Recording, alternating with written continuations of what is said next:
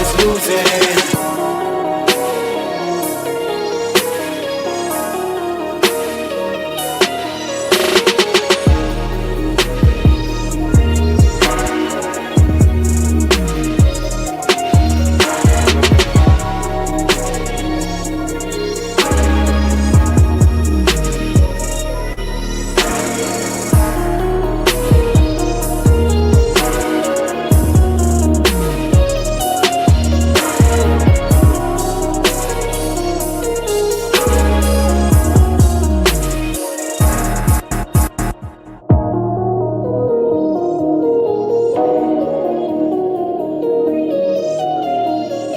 I've been waiting on the sidelines for a long time. Now I'm finally getting in the game. It's about time. This is my time. This is my time. The only thing I consider impossible is losing. I've been waiting on the sidelines for a long time. Now I'm finally getting in the game. It's about time. This is my time. This is my time.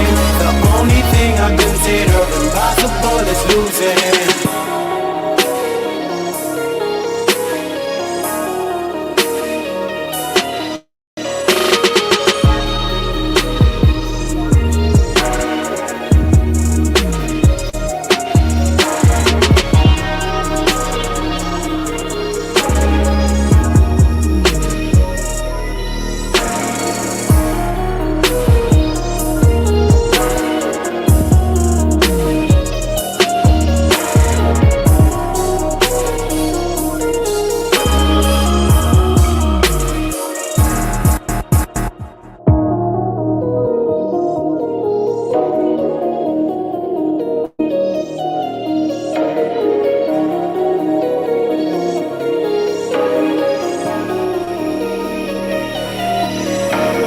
Waiting on the sidelines for a long time. Now I'm finally getting in the game. It's about time. This is my time. This is my time. The only thing I consider impossible is losing. I've been waiting on the sidelines for a long time. Now I'm finally getting in the game. It's about time. This is my time. This is my time. The only thing I consider.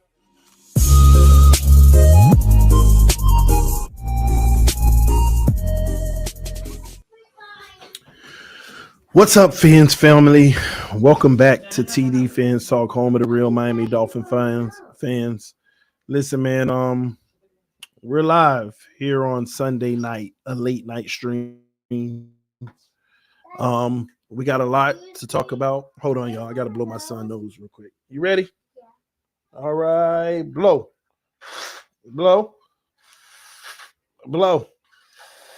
All right, good job. It's all better. Okay, here, take this in the trash and go wash your hands, okay? Yeah, I did. Wash them again. Maybe you got some sanitizer. Just throw it when you can. Sorry, y'all. Family first. Family first, y'all. Yeah, this is gonna be a good stream. I'm gonna try to remain calm and relaxed and have a conversation with y'all tonight. But y'all got to hit the like button on your way in the building.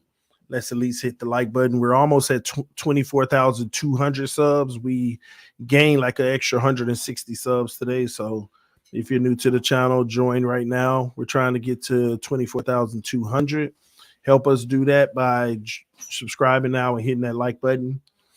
This stream is being brought to you, ladies and gentlemen, by Mojo Sports. Okay.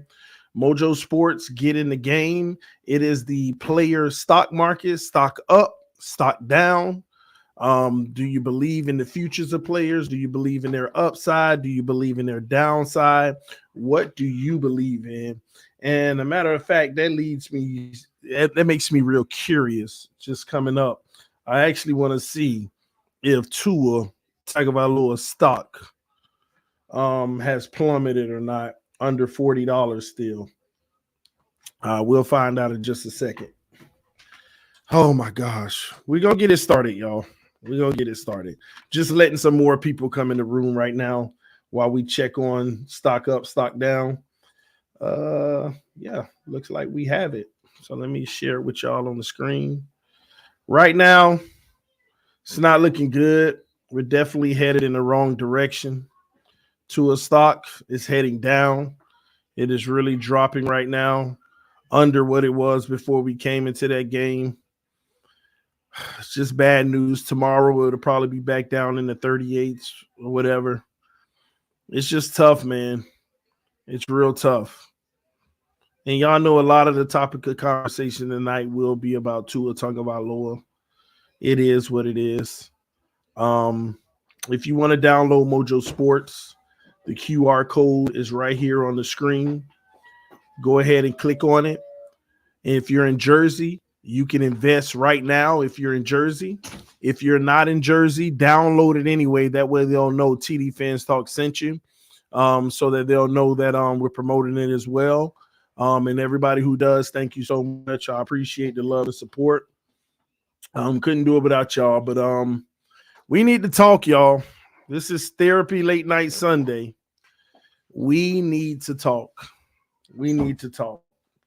I'm not happy, but I gotta stop. I gotta stop acting all fake and stuff. I gotta stop, like being shocked whenever, honestly, some things we should know already, especially me being a catalyst of telling y'all about this team. I got to stop letting my emotions get the best of me and get under me in moments like this when I've evaluated this team and I know what's coming and I should know what's coming. So I'm going to have a conversation about this tonight. I'm going to do my opening monologue and then I'm going to handle y'all questions and stuff. But before we get started, we're going to follow the same format we followed the last 2 weeks because I found it to be very productive in our conversations. I'm going to encourage you all right now in the comment section to put the topic you want to get my opinion on in the comment section right now. I will write them down and I will make sure that I can cover those for you all. So this is your 3 minutes right now to hurry up and tell me what topics you all want me to discuss or questions you have, and I'm going to try my best to handle. I'm only taking 20 tonight, okay? Okay. Which 2 seed would we be able to beat? Who do we beat in the playoffs? At the number 2 seed. All right. Lamar. We'll talk about Lamar. 2 big moments. Big moments.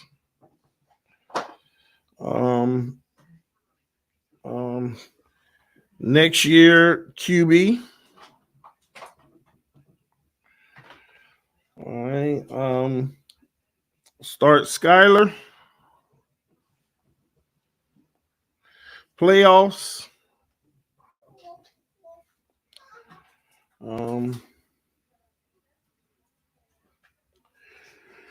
Defense.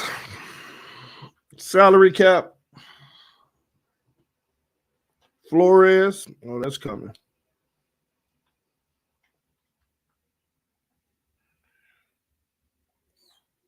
Who lost the game?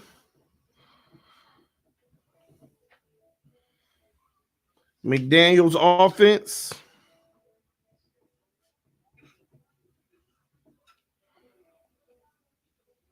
Jason Sanders. Mike Gesicki. Use. NFL pumping up Tua.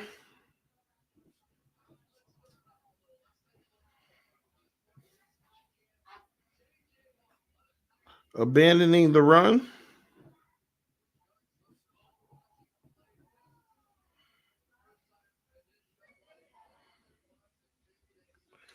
Any more, guys? Our 2020 draft is horrible. They all bust, bro. Greer blind, just like Tua. Wow. Our linebackers.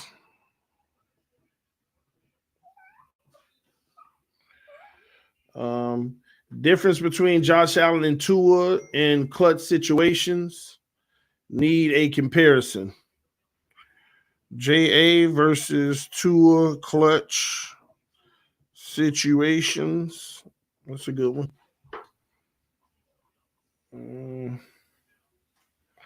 Draft picks.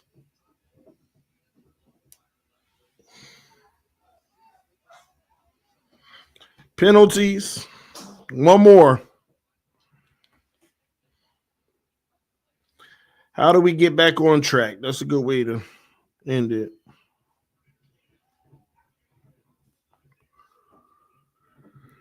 All right, ladies and gentlemen, you can stop. You can stop sending the topics. Once I finish these, I'll do some more if we have time. I want to give y'all a good stream. I don't want to have to rush it, but I also don't want to be up here for 4 hours. So we'll get some in tomorrow as well. But everybody who donates to the channel, I appreciate it. Well, I appreciate the co-pays. I guess I'll put it like that. I guess this is our therapy session. All right.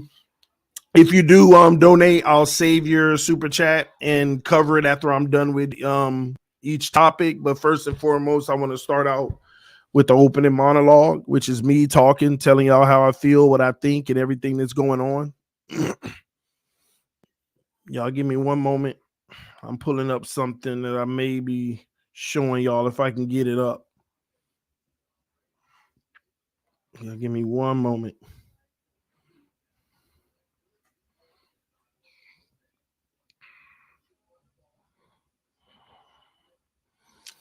Boy, Shannon Sharp and Skip Bayless have delivered daggers on Tua tonight. I know y'all saw Shannon Sharp tweet earlier.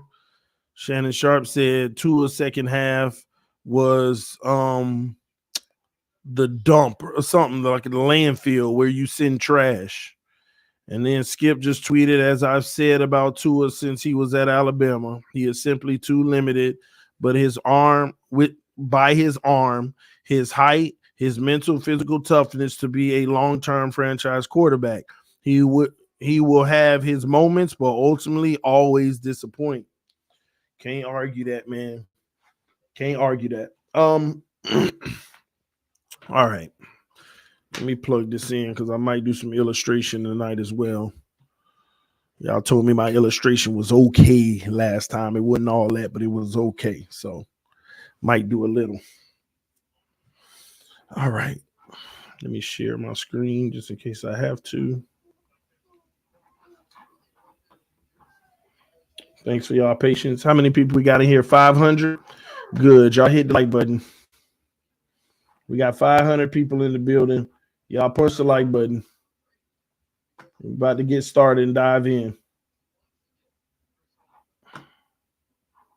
Should have had all this ready, but we all good. All right. I feel so off tonight. So that game got me just off, man.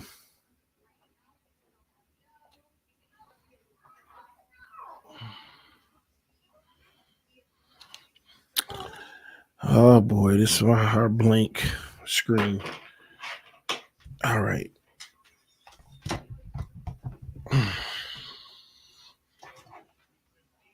All right. Here we go, ladies and gentlemen.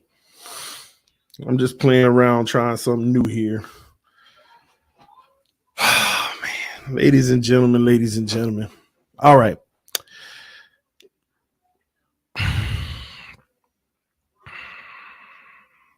First and foremost, if you haven't heard me yet today, Merry Christmas to you all.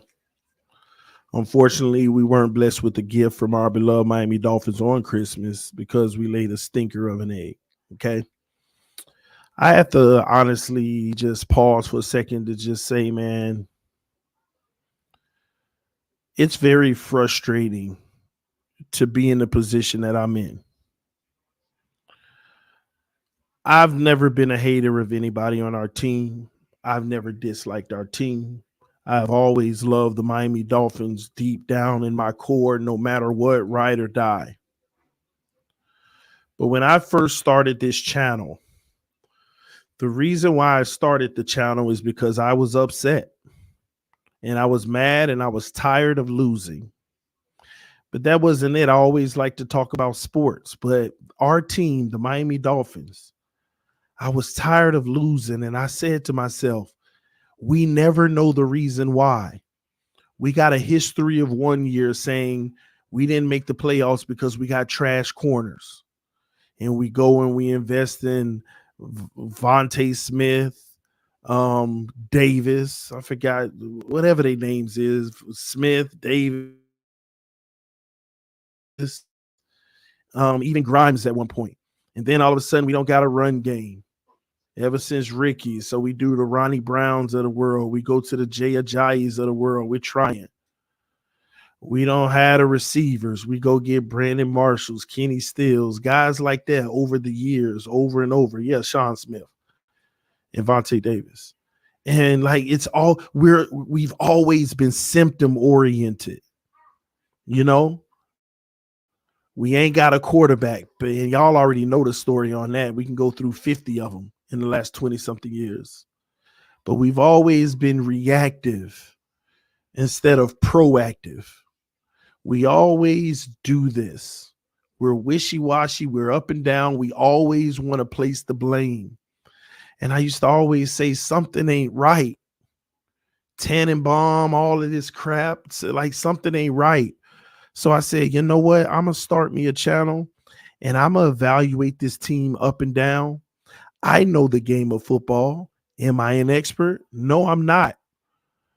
I've never claimed to be an expert. I played in high school. I was a safety in high school and I punted the ball. And I fractured my wrist and that was it for that. And I didn't have the collegiate level experience. I ain't, you know what I mean? But I know the game well enough, like most general fans. Until I started this channel, I realized how much I didn't know the game and how much I had to learn. And I didn't let that bother me. I just started learning. Do I know 100% now? No, but I start learning. And as you start to learn and the more information you get, the more things start to be so much more common sense. A lot of people want to complicate it with this, that, terms, and all of that. But it's so much more simpler than you realize. The only thing that'll trip people up about this game is terminology. That's it. Everything else starts to get simple. Then you start learning the officiating rules. Then you start learning the salary cap, which is probably the most difficult thing to learn, but I learned it. Then you start learning important dates. You start learning dead cap, ramifications, X, Y, and Z. And you start learning and you start to understand the game. Then you start to become a film junkie. Ain't never watched film a day in my life. And then you just start watching film a lot. And film tells you a lot of common sense stuff. And I'll never forget, man, I learned this game starting this channel. And I took pride in learning this game because when I hear people make comments that are just wrong, it's like I took the time to learn this. So I know what I'm talking about. So I'm going to stand on it with the utmost confidence. But I will always be humble enough to say, correct me when I'm wrong and acknowledge me when I'm right. And I felt real good doing an evaluation of Tua Tagovailoa. I never liked Tua and I never disliked Tua. I didn't even know who Tua Tagovailoa was 24 months before we drafted him. I didn't know nothing about college. I mean, high school Tua. I didn't know about college Tua. Yeah, I saw the night he took over for Jalen Hurts and made the miracle. That's the first night I ever saw Tua and ever even knew who he was. And did I stop to care who he was after that? No, I kept it moving because I didn't have anything invested in liking him nor disliking him because I am a Miami Hurricanes fan. You said my stream is lagging. Y'all let me know. Is the stream lagging on your end?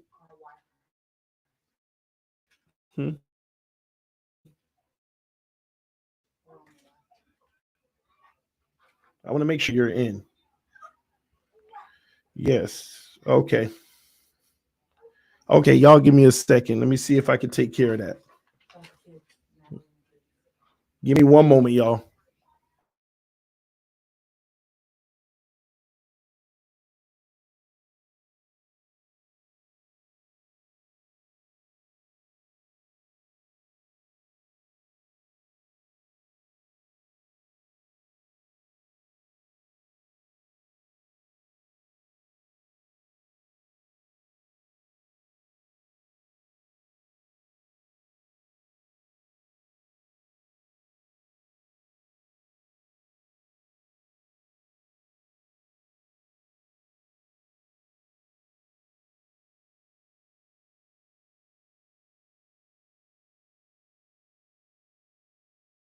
I'm gonna fix the issue now.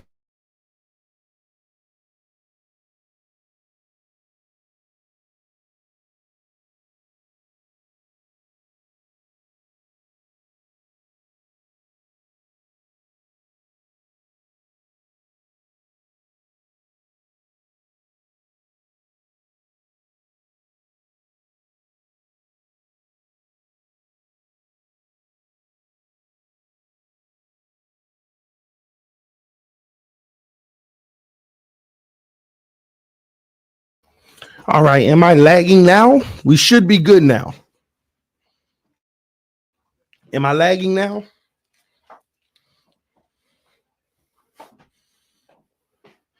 Yes or no in the comment section.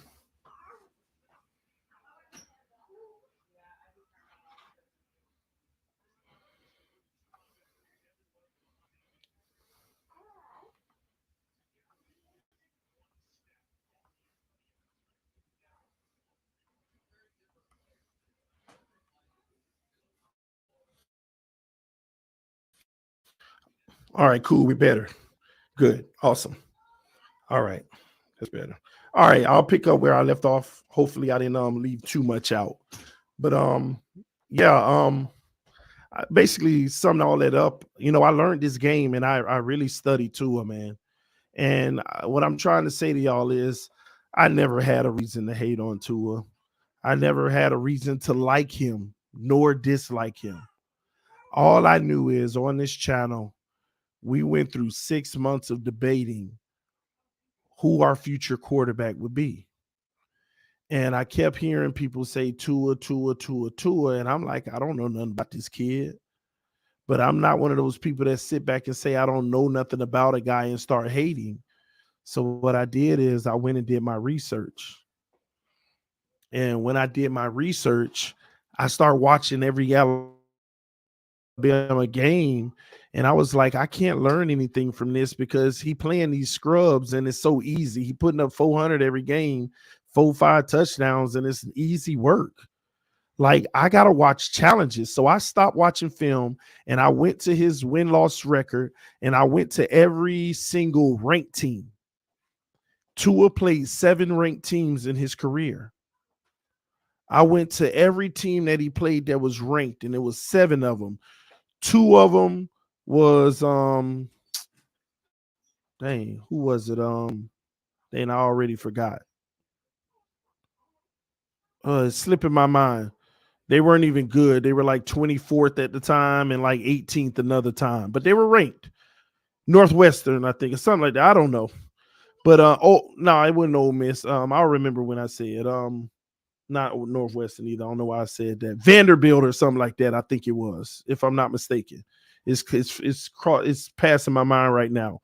But anyway, I went to all 7 of those games. Now, mind you, I only had the all 22, shockingly, because back then you really couldn't find all 22, but I got the all 22 to 2 of those games. The other 5, I had to look at game film, okay?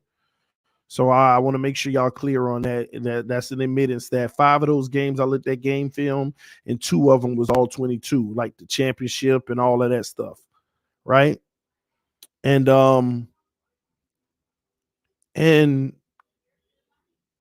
what I saw against those ranked teams were totally different from what I saw against all those other scrubs they played. And what I saw was you still had wide open wide receivers, right?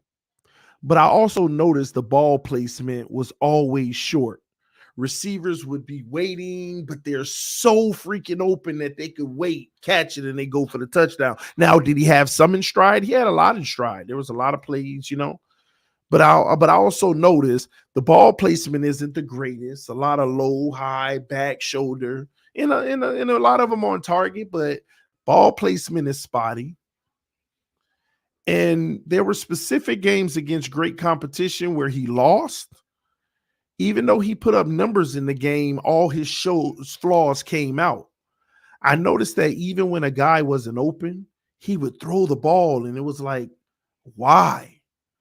I noticed that he wants to go to his first read and that he's not really reading defenses. What he does, I told y'all pre-draft, he is a master manipulator in the pocket with the safeties, which are somewhat mechanics. He stares the safeties down to move them away where he wants to go, and he comes back where he wants to go. And I said, I've never seen anybody better do that, and it's amazing. But I was also worried. I was like, but what if the other side is covered and you just throw it anyway? But at the end of the day, my evaluation of Tua Tagovailoa was that he was incomplete. Because although I saw those flaws, although I saw those issues, it was such a small sample size that it would be unfair for me to make that conclusion. Now, fast forward, bam, he injures his hip. Now, remember, this is when he's still playing and he's live. You fast forward, the man injured his hip. And right then at that moment, with the number 5 overall pick, I swore up and down to everybody, we will not draft Tua Tagovailoa at number 5. There are 8 players that I would take above him. And if he's available on the board at 9, if you feel you want to get him, go get him. But do not take him at 5 because his evaluation is incomplete. He's injury prone, self-inflicted, by the way, holding on to the ball too long. And on top of it, it's too much of a gamble because you don't even know the type of player he truly is. That was my pre-draft evaluation. That wasn't hate. I didn't know him to hate. I didn't whatever. And draft day came, and we drafted Tua Tagovailoa. What happened at that point, ladies and gentlemen, the moment we drafted Tua Tagovailoa, I don't think any Dolphin fan expected what was to follow. We did not calculate that an entire state worth of a fan base, the 33rd NFL team, would move in with him. We did not see that coming. The Tuaneers moved in.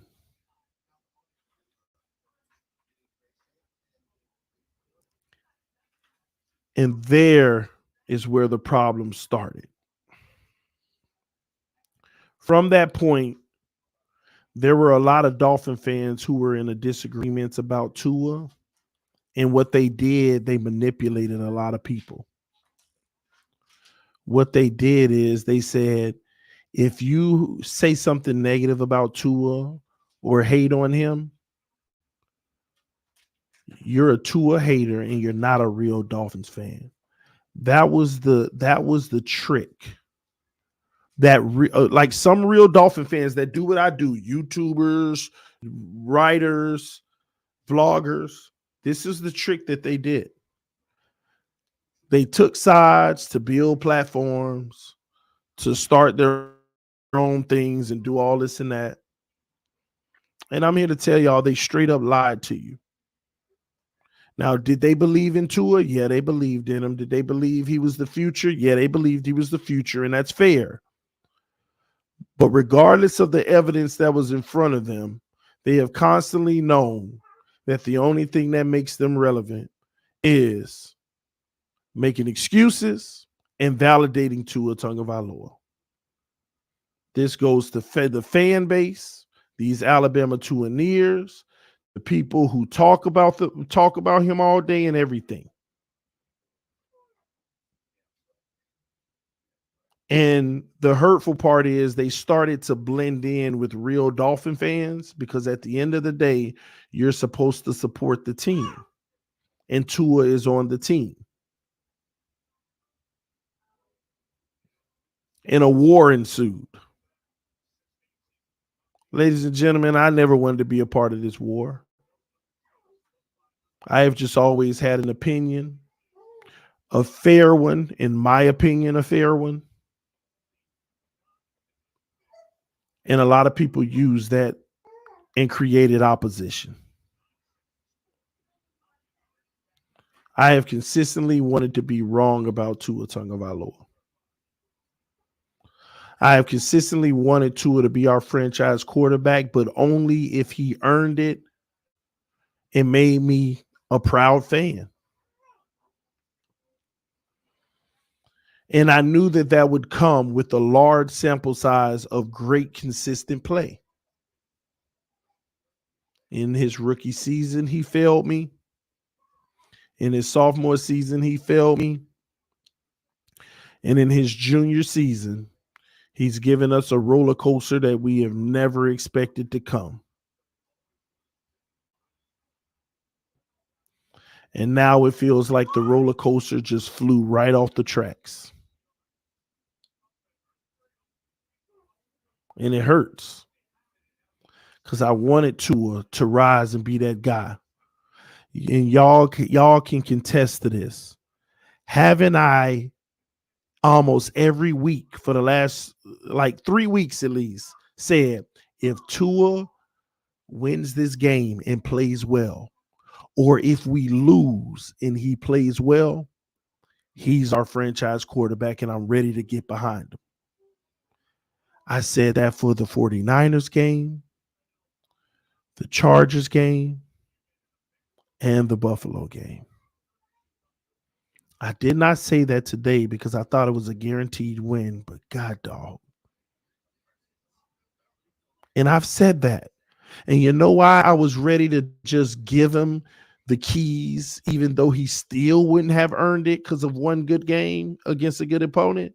Because I'm tired of just telling the truth about him not being the guy, even though it's true. I'm tired of it. Are y'all not tired of going back and forth in tweets and Facebook and Instagram and YouTube with these Tua-neers and Tua haters? Aren't y'all not tired of it? I'm tired of it. Like, I'm like, Tua, hurry up and just be great. I should have took my opportunity when we finished the Lions and the Bears to just do it because I missed the window to do it because I'm tired. I should have did it then. I couldn't do it then because I knew we were playing trash. Any team that plays us in a wide open cover 2 zone, there is no reason why we would lose a game. And for the first time today, we got wide open cover 2 and we lost.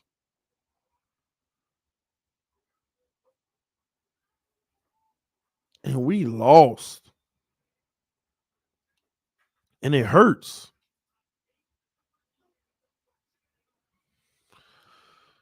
I'm tired of it.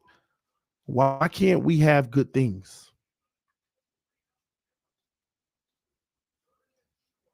So that leads me to this.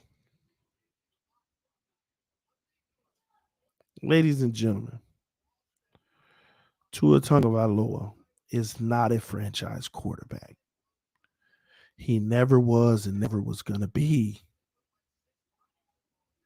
And there's still a part deep down in me hoping that he wins these 2 games and we go to the Super Bowl and we win and we could all celebrate at the end. There's still a part of me hoping that. That's the fan in me. That's the fan in me. But he's not. He's just not. He's always been too small. He's always had a weak arm. Every deep 50-yarder he throws is 3 yards short of what could have been a touchdown in most cases. His decision making is very poor. He can't read defenses.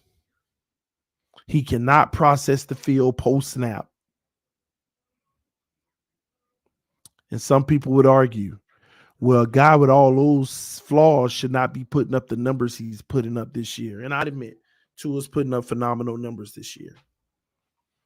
But unfortunately, ladies and gentlemen, this is where you have to give Mike McDaniel a little bit more credit than we are. Mike McDaniel has created an offense that is so simplistic for Tua.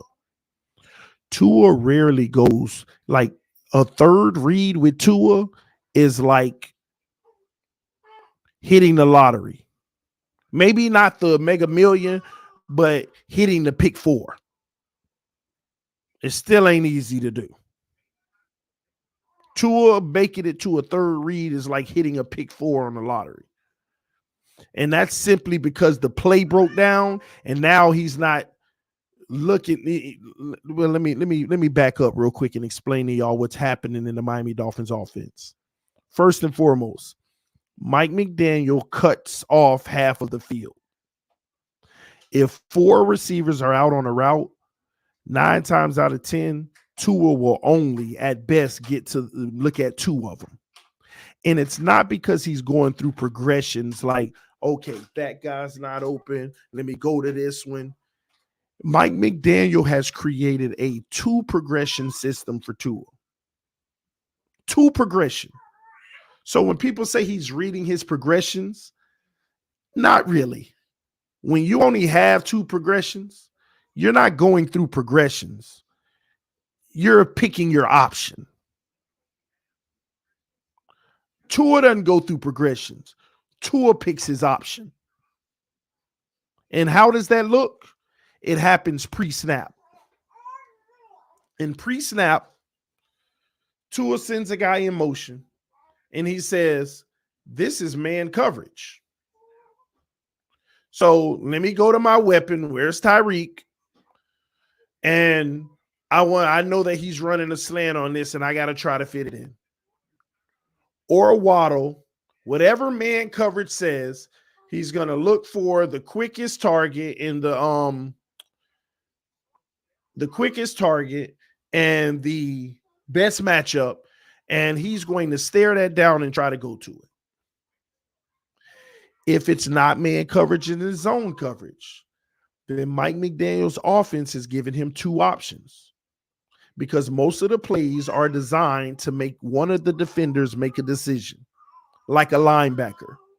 I got 2 guys coming in this area. Do I follow him or do I follow him? So what that does is say Tua knows when he snaps the ball. If the linebacker follows him, hurry up and hit that next guy.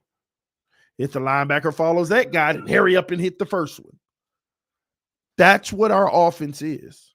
It's not progressions, it's options. And McDaniel has built in an offense that only has options. And you see it because when Tua looks right, he never looks left. Not unless he's looking right at the safety to throw left. But when he looks right for a quick pass, he will never know what's going on the other side of the field. He's going to look at his 2 options on that side and see which one, or the flat. Maybe a third option in the flat. Maybe. That's all. So we don't have progressions. We have options. Progressions are more than 2 options. It's when you get to the 3rd and 4th if necessary. We don't have progressions in our offense. Now, sometimes you'll see Tua look, and the only time you see Tua go past that second progression is when he's looking at the first, is not there, and somebody runs him off his spot and he's escaping the pocket and he gets his head up and he sees somebody. Then he'll go. I actually like that Tua better than anybody because at least we don't limit our options. I love that Tua. I love the Tua where the pressure comes and he escapes it. Now I know he's going to just be looking for somebody open. All progressions out the window. Let me just get my head up. Do I see anybody open? I like that Tua better than this option Tua looking for Tyreek. I like that better. I like the backyard Tua where I hike the ball and I'm just looking who's open, who's open. I'm not even going through progressions. I'm playing street football because at least we're not going to limit the field to two guys. We're going to limit it to everybody. And that's a part of the issue with him. Post snap, soon as they hike that ball, wherever he looks, defenses are starting to attack that area. And how many times in the last 4 weeks did you see Tua do this? Hike and pull it down. Oh, that's not there. And start frazzling. Because that's what he's looking for. That's exactly what he's looking for, that first option. And after the first option, things fall apart. He's not a franchise quarterback. Do you fix this? Can you fix it? This is what I'm trying to explain to y'all. Flores identified that he couldn't process. So what did Flores do? Flores created a offense where he didn't have to process. Wheel route, tight end in the flat, slant underneath. Flores created an offense where he didn't have to process. All he had to do was hike the ball, decide if he wanted to hand off depending on the defensive end. If the defensive end was coming to him, he handed off. If he collapsed, he pulled it back. He had a tight end in the flat. He had a wheel route going and a slant coming across, making that one linebacker have to guess for his life. Ooh, which one do I get? Flores created an offense where he didn't have to process because he couldn't process. And then when people say open it up and Flores put him in a pro set, they were his worst games. So then we got McDaniel who comes in and says, we went over 500, 700 plays. And you know what? McDaniel couldn't teach him either. So what did McDaniel do? He did the same thing Flores did. But you know what McDaniel said? We're just going to work on you being more accurate doing it. Whether y'all want to believe it or not, 50% of our offense is still based out of the RPO and what Flores was running. It's just now the tight end is slipping out in the flat as much. They're making them little out routes and stuff. This is what's happening. We're still a RPO heavy team, giving Tua what he can do well. And now we're just asking him to be better in the middle of the field because he was trash in the middle of the field under Flores. So this is where we are now. We have a guy that both coaches realize he can't process nor read defenses fast enough. And they had to create offenses that he can actually execute. Even today, look at the plays that were working. Are those not the same plays we've been running, y'all? Have y'all seen any new plays this year? Have y'all seen anything was like, oh, I like this new wrinkle? Y'all have to realize we have been running the same package of plays for 15, 16 weeks now.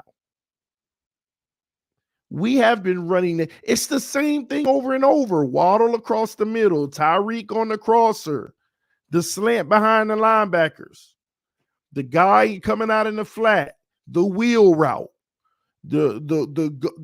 it's the same offense. 15 weeks. Same thing. It's nothing new.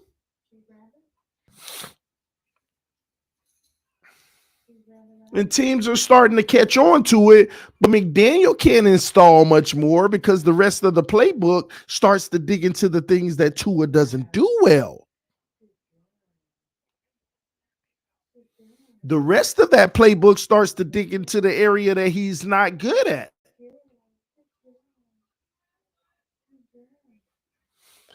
Disagree, TD. I don't recall any deep completions with Flores because Tua would never throw them. I did the all 22 every week. And every week we looked on film. Look at this guy deep, wide open. Tua wouldn't throw it. And I think the benefit now is that Mike McDaniel has built in some deep throws as the first read. Hike, fake the head off, turn around, looking, is it there? Yeah, I think it's there. And go deep. Mike McDaniel has built in first read deep throws. First read deep throws. And this is the reality. This is our reality.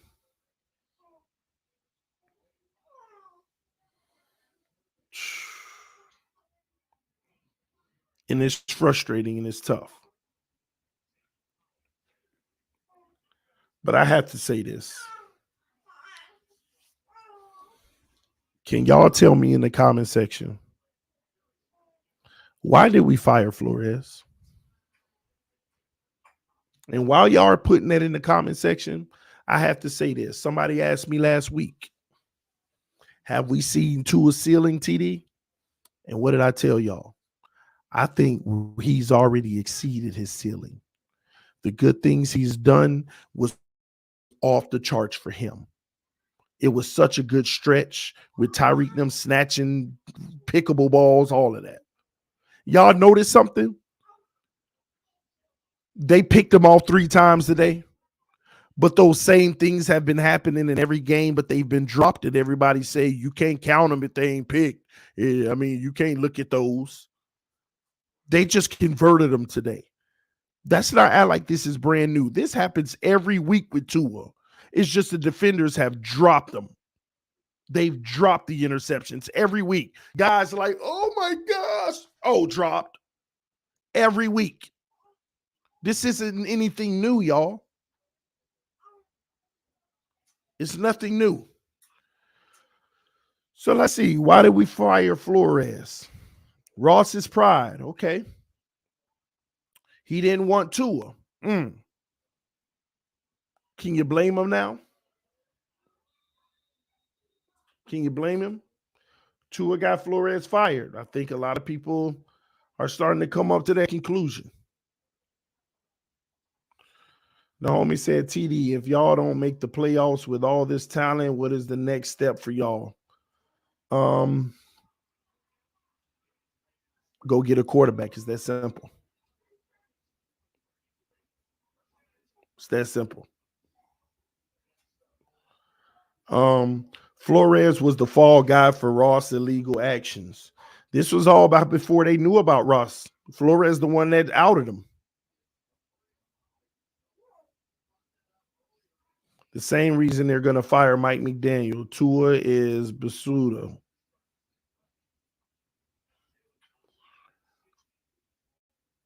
I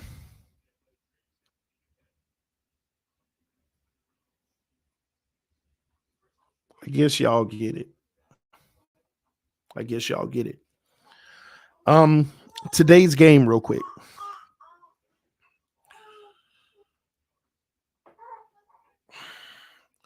People are still blaming the defense, y'all.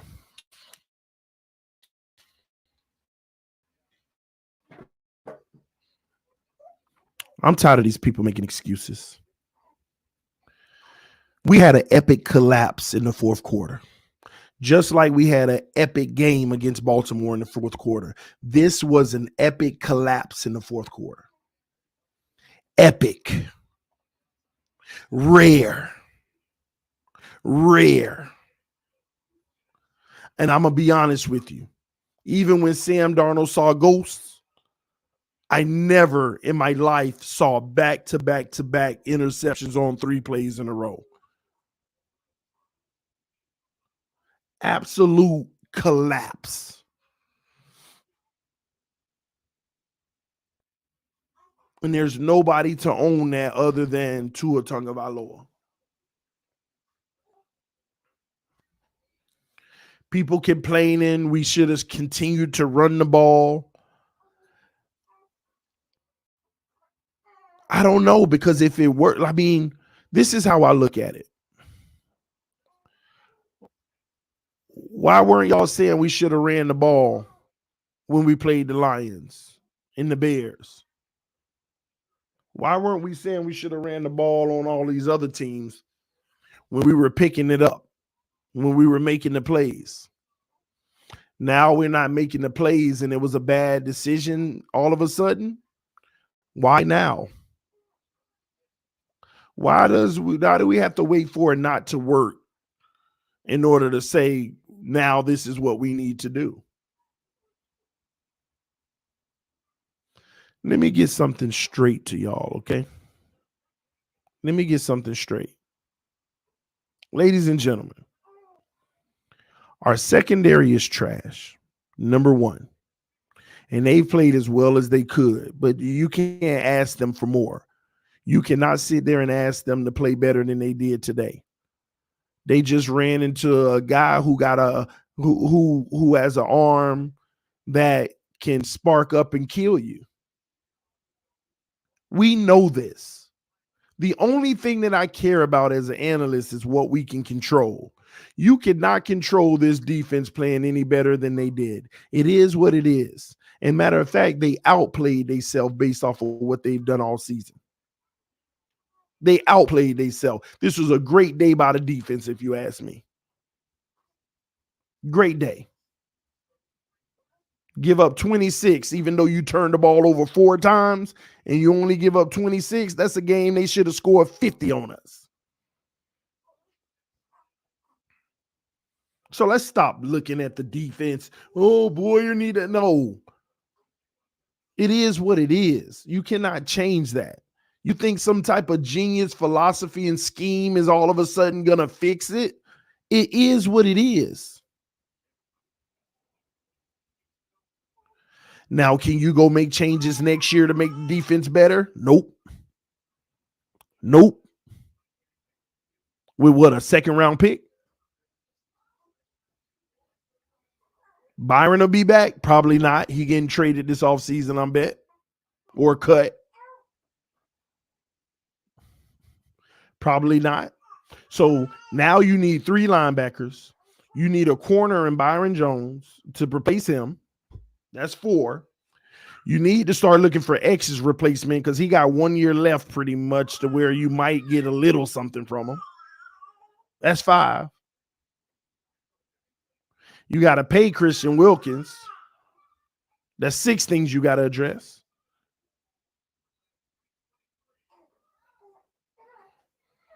Only thing you might be all right in is safety, and you need some depth, but we can get that in later rounds. So you need 5 things on the defense. We don't have the assets and the money to address all 5. And even if you addressed all 5, it ain't going to be the level of play that X and Byron would give you, so you already downgrading. You see what I'm saying? So stop worrying about what you can't control in the defense. We have already built this team and put a lot of our money in areas where it's time for our offense to carry us, just like the freaking Kansas City Chiefs.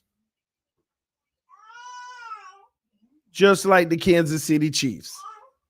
And I was pushing back on somebody last week, but they right. The Kansas City Chiefs defense is trash. But what, they fighting for the number 1 seed? I wonder what's the difference between us and the Chiefs. When I look at the roster top to bottom, because they linebackers suck.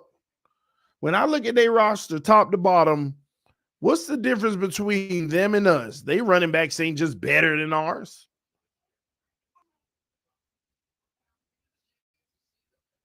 What's the difference between them and us? Oh, okay. I'll let y'all figure that out. I look at what we can control. You think our receivers can be any better than they were today? Were people out there dropping the ball all over the field? I ain't heard nobody mention drops, so I don't think so. You can't ask our receivers to be any better. What, you want to ask our running back and us to get a better running game? And I said this last week, and some people laughed at me. If Tua had a running game, it would open up even more. I said history tells us every time we've ran the ball worse, those are some of Tua's worst games. Do y'all realize Tua actually struggles in a perfect situation more than he does in a bad situation? With the exception of maybe a few big plays. But real talk, Tua historically, when the running game was there and the O-line gave him time, those are some of his worst games. Real talk.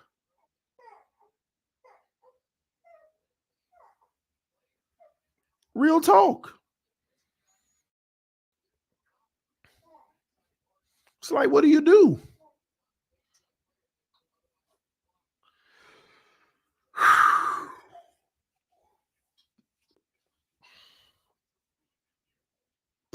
Mike McDaniel. I don't get in the habit, y'all, of blaming coaches if the execution wasn't there.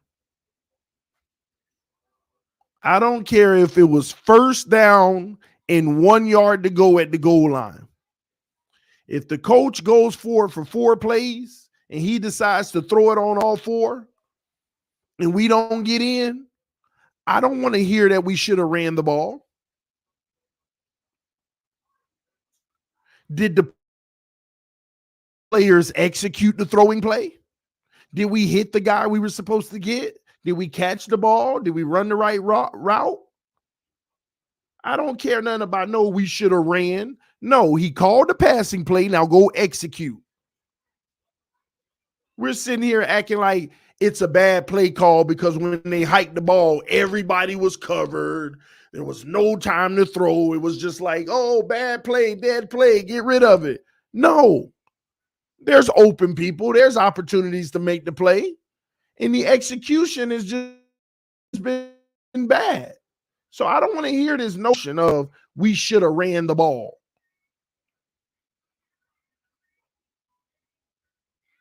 Because once again in this game, just like last week, most of y'all ain't noticing something. We were running the ball. And after halftime, when we handed the ball off after the first one that Mojo broke for like 13, after that, we were running the ball. But it was no longer 8 yards, 13 yards, 15 yards. It was 2. It was line of scrimmage. It was 1. Y'all didn't notice that, did you? We did the same thing last week. In that game, if you go back, 1st and 10, we ran the ball, got 2 yards. See, it's all good when we getting 8 on first down and we getting 13 and we getting 15. Keep running the ball. Packers came out after halftime, and after the first play when we got 13 yards running, they made the adjustment. They put 5 guys on the D-line instead of the 4. They actually made an adjustment, and we handed the ball off. But just about every time we handed it off, we got less than 3 yards. So Mike McDaniel noticed the adjustment and said, all right, we're going to have to go to throwing because I cannot put Tua in a situation where it's 3rd and 8 and expect him to make a play on 1 play. I told y'all it's the same thing about Josh Allen. Tua is a rhythm player. Tua is not a guy where you can run on first down, lose 2 yards, run on second down and get 4 yards, 3rd and 8, and just expect him to be perfect on 3rd down every time. He may get some, but he's a rhythm guy. One mess up and he ain't got no other shot. Punt the ball. That's what Flores did. Flores said, screw that. We're going to turn Tua into the extension of a run, and we're going to let him throw 2 out of 3 times on every drive. We're going to keep him in rhythm. Get him cooking. Get him cooking. Quick one. Ooh, gotcha. That's the best Tua. The best Tua is a rhythm Tua, not a guy where you run, and okay, get us our 3rd down now. That is not a good Tua. But y'all be asking for it. Run the ball, run the ball, run the ball.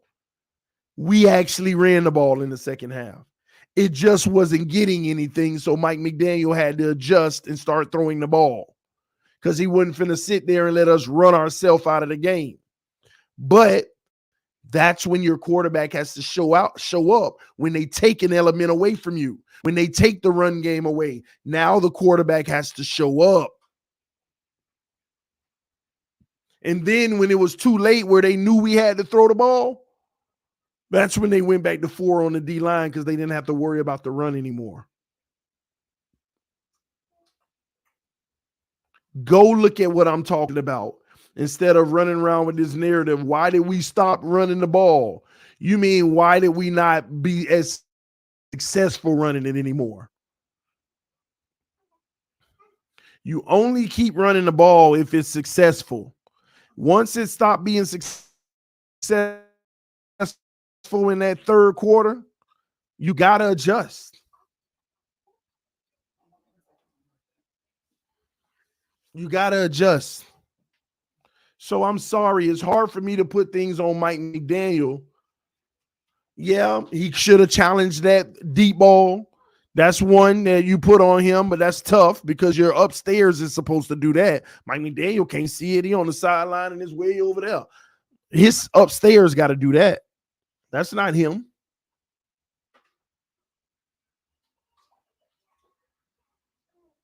It's not him. Why did he squib kick? He didn't mean to have his squib kick to the guy. He was trying to squib kick it up the middle, but the guy stopped it, made a good play and stopped it right away and gave him the ball at the 45.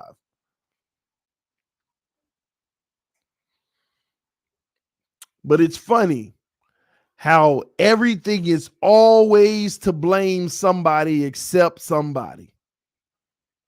We always got a reason for Tua. When the reality is he's just playing bad football and it's starting to catch up to him because defenses are seeing how we've been winning and they realizing that every team is and Green Bay made it easy too. Green Bay was giving these wide open receivers. You running split cover 2 with Tyreek deep, gotcha. You running all this deep zone, dropping the safeties middle of the field open. I thought Green Bay was the Lions today. They made it easy too. They were making it easy too. I'm not going to sit here and make it seem like Green Bay schemed up this masterful plan. No, they gave Tua an easy game. I was like, yeah, they in the zone. Tua going to eat them up all day. That's why I was so shocking him throwing those picks the way that he was. Didn't need to. He was just, ugh.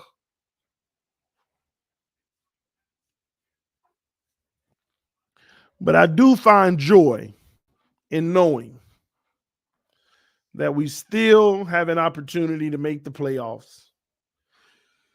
It sucks that every year it comes down to this. It sucks that every year it comes down to the last two or so weeks. By the way, today was the same day of the Tennessee game last year. 3 weeks before the end of the season. Same day. Same day. Not the exact same date, but same third game before the end of the season. And then we went on to win the last 2 and still missed the playoffs. So hopefully this year we go on to win the last 2 and make the playoffs. But I think we all going to be very nervous in both of these games. Primarily going on the road up to New England is not a give-in. It's tough. Going on the road to New England is going to be very, very, very tough. Bill Belichick is looking at this as a redemption game for his team, and I'm mad to sit here and say that the Patriots are still in the driver's seat of their playoff hopes just like us. If they win 2 in a row, they're in. If we win 2 in a row, we're in. Can't believe we've come to this point. Y'all realize we started 8-3? And I'm going to be honest with y'all, in these last 5 games, I predicted us to go 2-3. I did predict for us to go 2-3. Excuse me, last 4 games that we played. I predicted 1-3 actually. Y'all remember whenever I sent out that message and I said Do y'all realize there's a possibility we could go 0-3, and we need to get out of this 2-1 if we're gonna have a real shot and believing we're contenders? We're gonna need to go 2-1. And I'm talking about that 3-game stretch. And what did we do? We lost all 3. And so many people were so mad at me when I said that this was a possibility. They got mad at me. But we were 8-3, y'all. And now we're 8-7. Straight flip. This is why people need to hush their mouth with those narratives. If Tua played, we would have won. Say what you want about him, but all he does is win. Narratives have been changing really bad. Utah with the donation said, don't forget about the Jets, TD. We went out and Patriots lose 1 and we get in. No, I know. I know the Jets have a chance too. The Jets have a chance too, but here's the deal.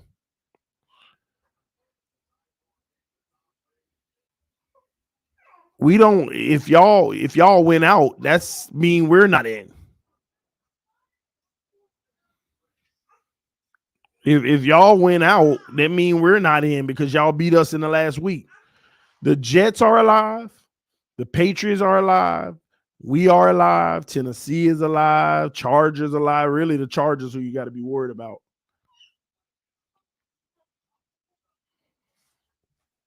Anyway, it's time to handle y'all questions. It's time to handle y'all questions. And I'm going to answer all 20 of them as best I can. Thank all y'all who donated to the channel, showing love. Thank you to the new subscribers. Welcome to the channel. We're almost at 24,200.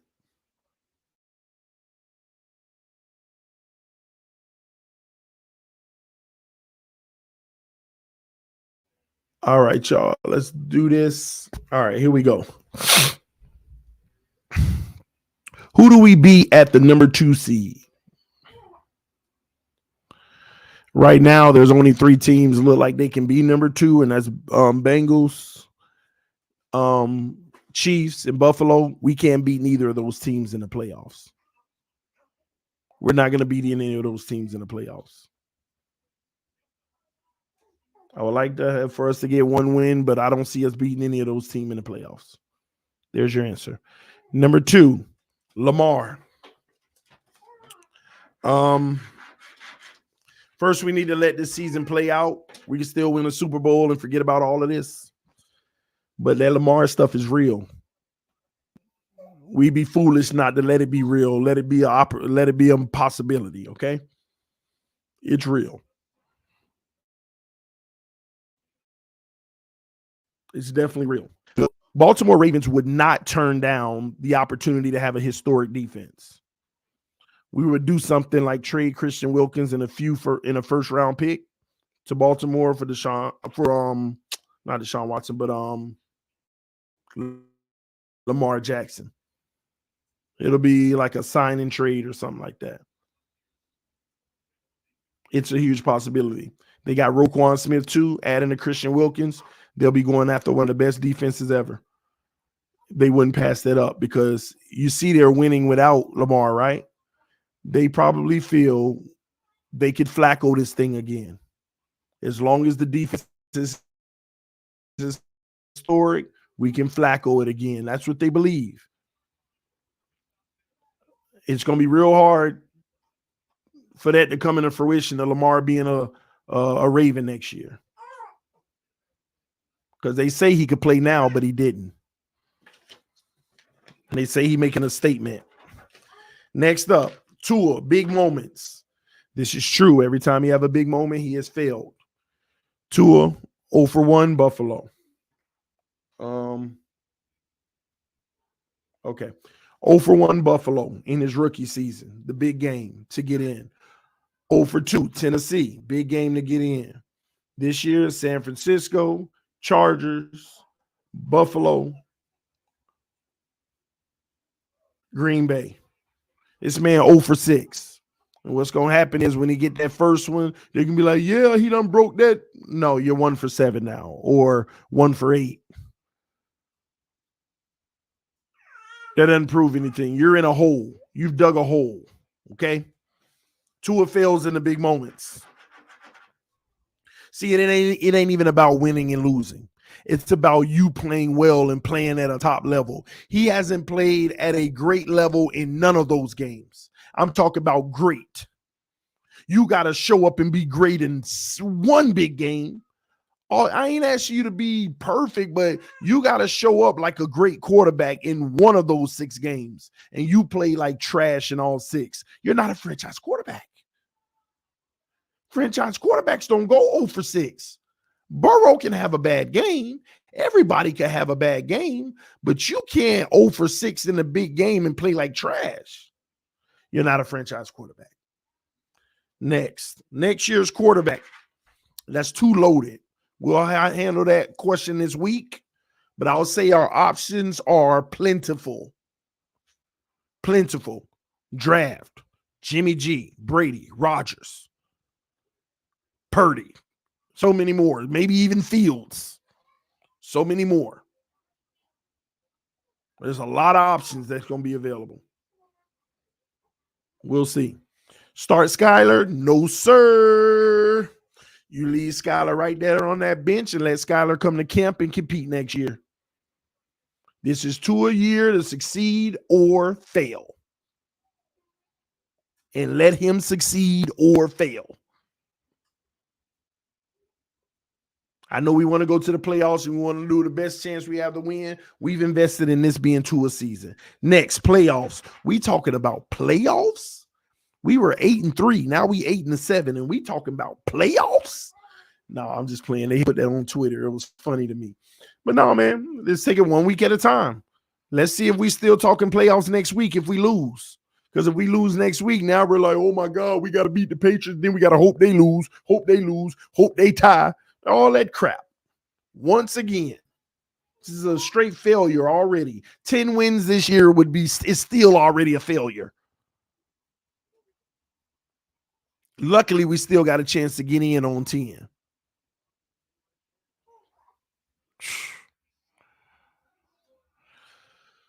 All right, here we go. Defense, already talked about that. What do you want me to say? It is what it is.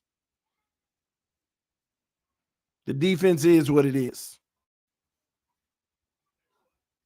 Salary cap, that's too loaded of a conversation. We'll talk about that during the week, but we strapped for money. We negative right now. We strapped for money. Flores, we already talked about that too. Such a shame. We fired this man because of his opinions on the team, and it wasn't in line with Chris Greer and Ross, and it looked like he was right.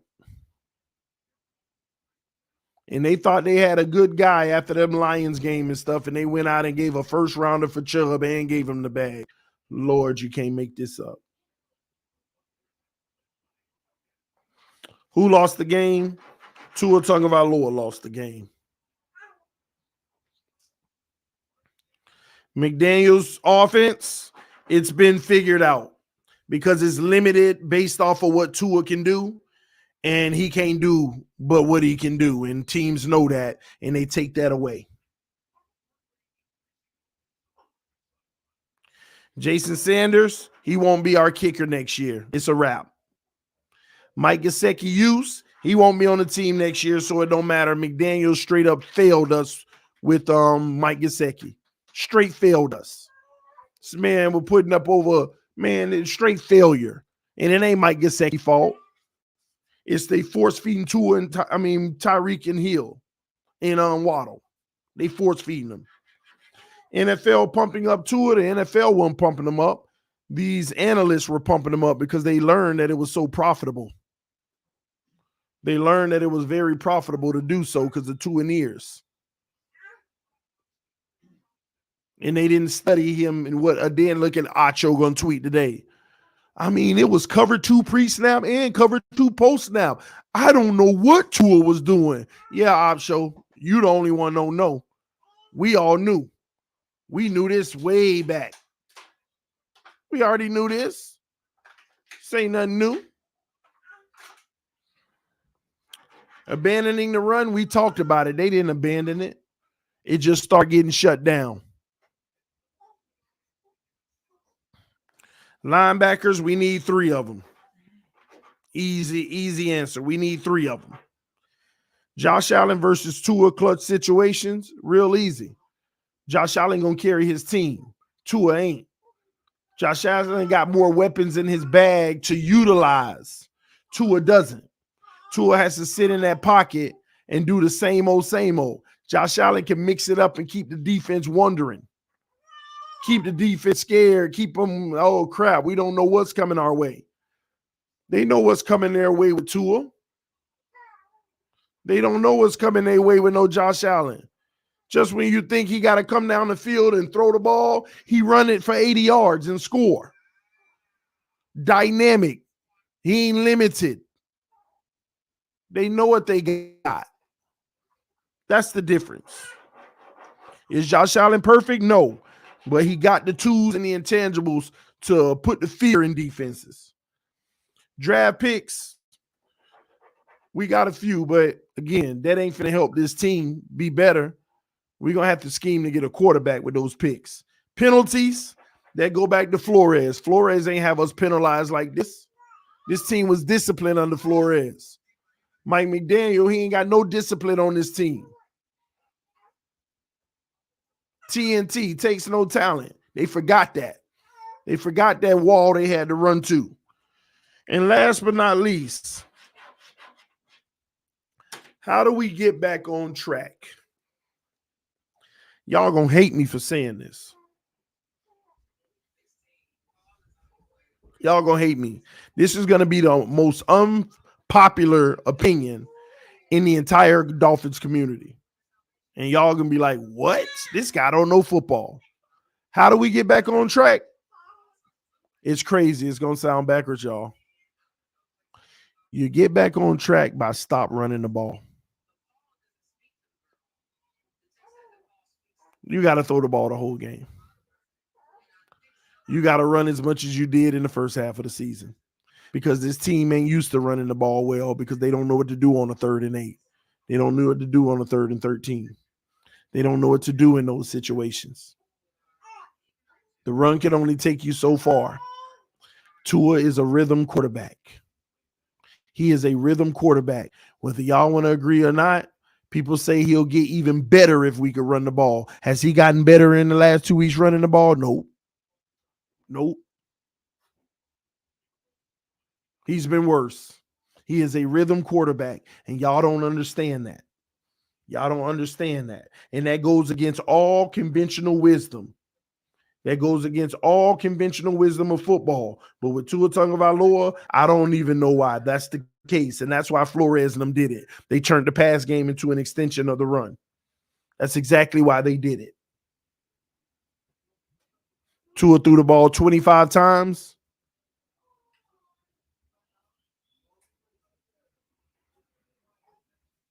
Y'all know his sweet spot is in that 33 range this year. I know it's going to sound crazy, but it is what it is. Because I can't fix him. We can't just all of a sudden get better and make his ball placement be good for a whole game. We can't make him just be able to throw outside the numbers flawlessly. Now, here's a misconception, y'all. People say Tua actually is really good throwing outside the numbers in a small sample size.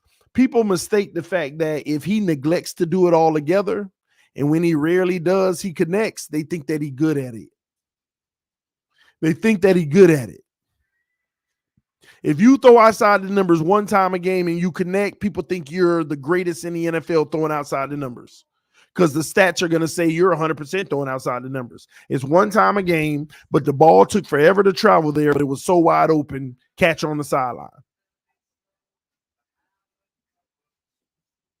But people aren't looking at how many reads are outside the numbers that are wide open that he don't even throw it to. Because in history, it takes too long to get out there because he ain't got the arm strength. It's like if you're 8 feet open, I'll throw it outside the numbers. But if you're 4 feet open, nah, I ain't got the arm strength. It might take too long, and I don't want to get picked. Y'all don't understand. Tua don't make a lot of throws because he's scared to get intercepted.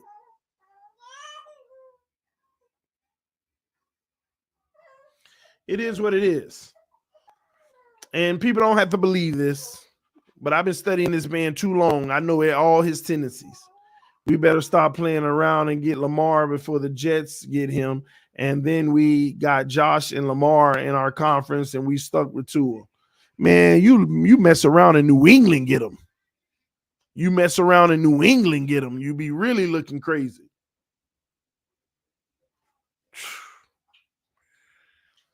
Anywho, man, I told y'all I was going to take it light tonight.